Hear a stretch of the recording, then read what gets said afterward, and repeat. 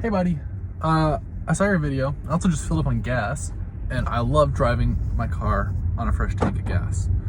I hate paying for the new tank, for our full tank of gas. Oh my god, love the government. I swear it's their fault. Anyway, in response to your video, the term you were thinking of is Dunbar's number. They quote, I think, 150. I had to look this up, by the way. I don't have this up in my head. I'm not that cool. They quote 150, but as always, it's a soft science because it's psychology or whatever, and Lord knows they can't have concrete numbers because everyone's different, obviously. I think one of my lovely axioms, or one of the lovely things I like to, not axioms, one of the things I like to say is ignorance is not bliss, it's ignorance. It's tautologically true. 1 equals 1. We get there for sure. So, to answer your question, I first have to obviously, I'll answer this kind of from both a, scientifically sound answer and also my philosophical categorization of human interaction, because we both know for whatever reason, I have this pre-thought out.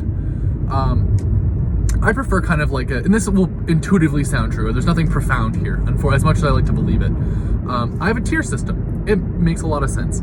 Your tier 1 is going to be like, your wife eventually, or in your case, your girlfriend and your kids, and maybe like the best man or what, those kinds of people, where it's like, you see these people every day, you will unironically allocate time every single day to these people, like in one instance. And this number will be like 10 throughout your entire life.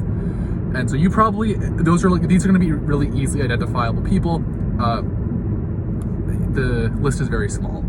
Your tier 2, I think that's kind of where we sit right now,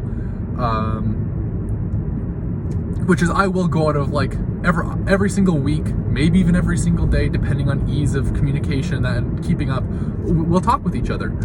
That's kind of your tier 2. This range is a lot bigger than the first one, but it is if the first one is going to be like on average 2 to 3 in like at a single instance in time, and like 10 throughout your life, this might be closer to like 10 to 15, and it'll number around 100 throughout the entirety of your life, that kind of stuff. And so this would be like close friends, not in the same range as like your kids or your wife or your girlfriend, those kinds of people you live with, which typically is kind of a criteria of tier 1. So then we have like your tier 3. These are going to be kind of like your friends. The way I kind of think about these people is like, I want to do task, I want to play disc golf, I want to play ultimate frisbee. These people are, tolerable, and they do the same, or, beyond tolerable. These are like good people. They want to do the same things I want to do. I enjoy spending time with them, that kind of stuff. This is like a friend. Your 4 is going to be acquaintances. And the same kind of idea, the same kind of scaling applies, where like you can have probably like 30 to 50 friends, depending on other things, which I'll get to, which I can talk about in a second. But the scale goes on and on. Tier 4 is going to be your acquaintances, people you talk to simply because of the situation that exists. Your work colleagues would probably fall under here. Those kinds of things. This number could be probably pretty big. I'm sure this is where Dunbar's number comes in of about 150. You, sir, you get an extra. That's usually where it ends for most people, because everyone beyond that tier is kind of like, you can kind of toss them away. But there is like a tier 5, which for you actually is applicable, because you have this interesting directional relationship that exists. You are the front face of the Engineering Society at U of Waterloo, and for this province of Ontario, I think, if I'm remembering that correctly. So you have a public face, which gives people the means to learn your name and face without you literally don't have the way to reciprocate that, because they're seeing it as like a personal like public persona that they just don't have, unless obviously it's like two friends. There's some weird interactions there, but this would be like it's a very interesting tier, because now all of a sudden, on top of this kind of like tier 4 acquaintance level, you have this overarching thing, which is going to be like, it's going to be like 300, 400, 500, 600, 1,000. These numbers can get insane, especially when you're talking, if you're talking like, I'm sure Mr. Beast literally has 100 million people in this tier, right? When you take it to the absolute extremes, or 200, it might be 200 million at this point, right? And it's where they know his name, they know his face, They know kind of what he's like. They have this public facing persona, which is a representation of him. It's still him. But in no circumstance, like, I've fallen for both of you, well, not for you, because we are in a tier 2 relationship, but for the Mr. Beast example, I know his name and face, but there's no reasonable reason why he would ever know mine. So that's kind of the exaggerated example, the really big demonstrative one, because it's really exaggerated. So one thing you have to note about, you've kind of said there's these names and faces, and I don't know if it's people falling into this 5th tier where it's like, you shouldn't feel bad because there literally is not a medium for you to learn these names and faces, or if it's a tier 4 that you've forgotten about. And in that case, we'll move on to the kind of second part of this, which is, how do you apply this kind of system? Well, every tier will have a certain time requirement and upkeep, basically. You have to pay your upkeep to exist in a tier, and it's a two-way street kind of thing. So for your girlfriend, you'll probably have to allocate a noteworthy amount of time. It can be measured in like double-digit minutes or hours or whatever it ends up being in your case, and this is also applicable to the average person. But it will be measured in minutes daily, versus like us, it might be like minutes to hours weekly versus monthly versus yearly. Like, that's kind of how your tier list can go down, right? That's a good way of how I tier everything. It's like how many minutes allocated per day versus per week versus per month versus per year, which can help you kind of keep track of what upkeep is required for each of these relationships.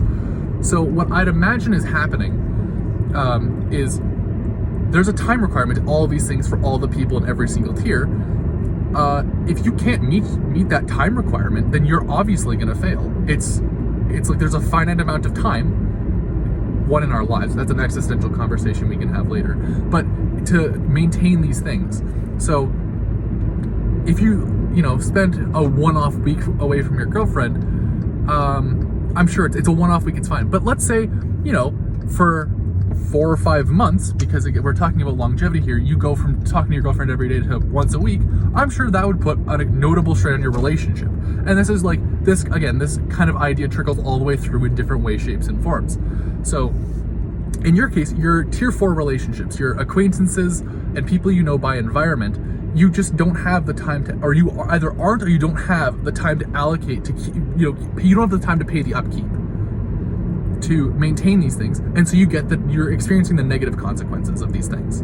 I think it's literally just as simple as that. It's like, I have to allocate an hour per month to this person in order to maintain them at that tier 4 relationship. I don't have the time to do that for the 150 people I want to keep at this level, and so you're either going to have to cut people, which is the reasonable answer. I don't think you can't cut hours. That's kind of the big thing, is because then these negative consequences happen. It's kind of like there is a baseline. It might not be 1 hour a month, for example. It might be 30 minutes, but there is some minimum amount of time. With a level of exception, like for us, we've had like, you're probably at that tier 1 for a while in my life, so you can drop down to the tier 2 and then have a lower upkeep. Like, it isn't, again, this is like a representation of a social science, so it's not a hard and fast by any means, but I think this system is pretty good. So but at the end of the day, I think the very simple, like, TLDR of this whole thing is you are not paying your upkeep for the people to keep them fresh in your mind. You have to allocate the time required to keep up with people, to even just keep a memory of their, like, to be able to map the name to the face. That has an upkeep to it, and you're not reaching it.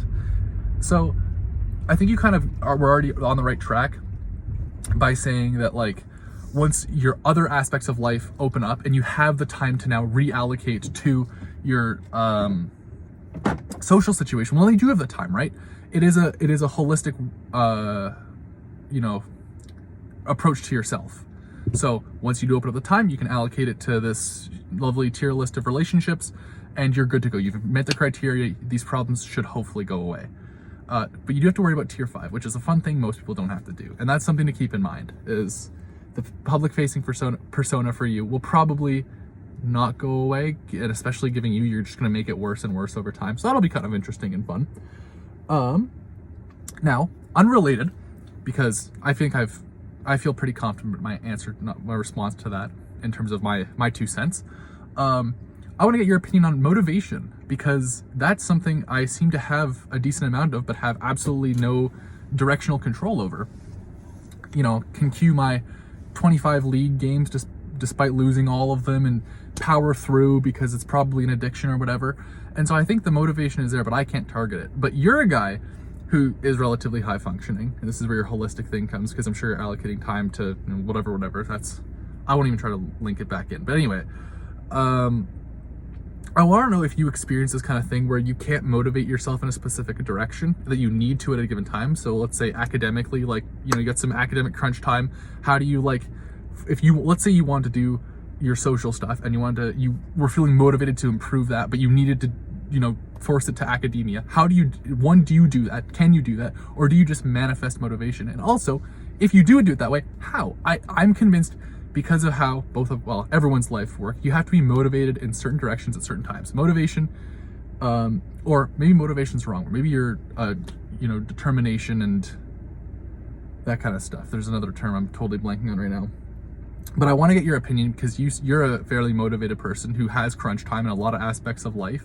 And I want to know how you deal with that kind of stuff, because I'd love some targeted motivation right about now. And so I want to get your 2 cents. Anyway, that's everything. Hope everything's well with you, bud. Later.